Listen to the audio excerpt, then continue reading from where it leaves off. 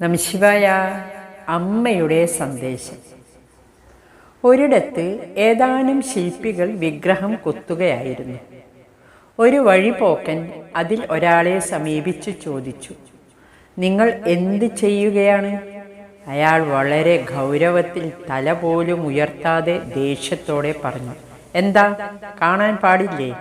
ഞാൻ കല്ല് കൊത്തുകയാണ്. വഴിപോക്കൻ മറ്റൊരു ജോലിക്കാരനെ സമീപിച്ച് ഈ ചോദ്യം ആവർത്തിച്ചു. അയാൾ അലസഭാവത്തിൽ ഉളിയും കോട്ടുവായും താഴെ വെച്ചിട്ട് വഴിപോക്കനെ നോക്കി ദീർഘനിശ്വാസം വിട്ടുകൊണ്ട് പറഞ്ഞു, അതെ, ഞാൻ എൻ്റെ വയറ്റിപ്പിഴപ്പിന് പണിയെടുക്കുകയാണ്. വഴിപോക്കൻ മറ്റൊരു ശില്പിയെ സമീപിച്ചു.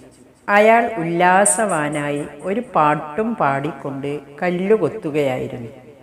വഴിപോക്കൻ അയാളോട് ചോദിച്ചു, നിങ്ങൾ എന്ത് ചെയ്യുകയാണ്? അയാൾ പ്രസന്നതയോടെ പുഞ്ചിരിച്ചും കൊണ്ട് പറഞ്ഞു, ഞാനൊരു ശില്പം കൊത്തുകയാണ്. ഇത് പറഞ്ഞ് അയാൾ വീണ്ടും പാട്ടും പാടി സന്തോഷത്തോടെ പണി തുടർന്നു. ഇവർ 3 പേരും ഒരേ ജോലിയാണ് ചെയ്യുന്നത്. പക്ഷെ 3 പേരുടെയും മനോഭാവം 3 തരത്തിലുള്ളതായിരുന്നു. ആദ്യത്തെയാൾ ശപിച്ചും കൊണ്ട് കർമ്മം ചെയ്യുമ്പോൾ, രണ്ടാമൻ വയറ്റിപ്പിഴപ്പിനു വേണ്ടി, ശരീരത്തിനു വേണ്ടി മാത്രം പണിയെടുക്കുന്നു. എന്നാൽ 3ാമൻ അതേ കർമ്മത്തെ ആനന്ദകരമായ ഒരു അനുഭവമാക്കി മാറ്റി. ഇതുപോലെ ഏതൊരു കർമ്മത്തെയും ആനന്ദകരമാക്കി മാറ്റുവാനാണ്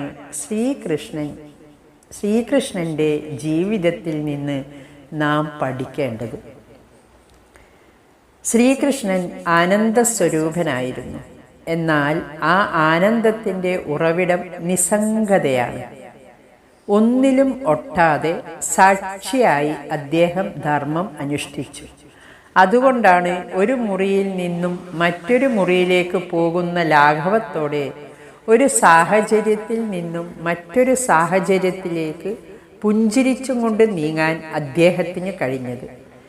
കാറ്റുപോലെ എല്ലാറ്റിനെയും തഴുകി നീങ്ങാൻ കൃഷ്ണന് കഴിഞ്ഞത്. സംഘമില്ലാതെ കർമ്മം ചെയ്തതുകൊണ്ടാണ് അവിടുത്തെ ജീവിതവും കർമ്മങ്ങളും കൃഷ്ണലീലയായി എല്ലാവരെയും ആകർഷിച്ചത്. കർമ്മത്തിൽ മമതയുള്ളവർക്ക് അതിൻ്റെ രസം ആസ്വദിക്കാൻ പറ്റില്ല. എന്നാൽ സംഘരഹിതമായി കർമ്മം ചെയ്യുമ്പോൾ കർമ്മത്തിൻ്റെ രസം പൂർണ്ണമായി അനുഭവിക്കുകയും ചെയ്യാം. അതേസമയം കർമ്മം നമ്മളെ ബന്ധിക്കുകയുമില്ല. ശ്രീകൃഷ്ണൻ ഗോപികളുമൊത്തു യമുനാ തടത്തിൽ നടത്തിയ രാസനൃത്തം രാസലീലയായി.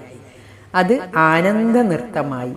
ആനന്ദസ്വരൂപനായ കൃഷ്ണനോട് ചേർന്നപ്പോൾ ഗോപികമാർ ശരീരം മറന്ന് ആത്മാവിൽ രമിച്ചു. പ്രകൃതിയും പുരുഷനും തമ്മിലുള്ള ഒന്നുചേരലാണ് അവിടെ നടന്നത്. പരമപ്രേമത്തിൽ എല്ലാം മറന്നപ്പോൾ ഗോപികമാരുടെ ഉള്ളിലെ കൃഷ്ണനുണർന്നു. അതുകൊണ്ടാണ് ഓരോ ഗോപികയ്ക്കും ഓരോ കൃഷ്ണൻ തന്നോടൊപ്പം ഉള്ളതായി അനുഭവപ്പെട്ടത്. ഹരി ഓം. നമഃശിവായ.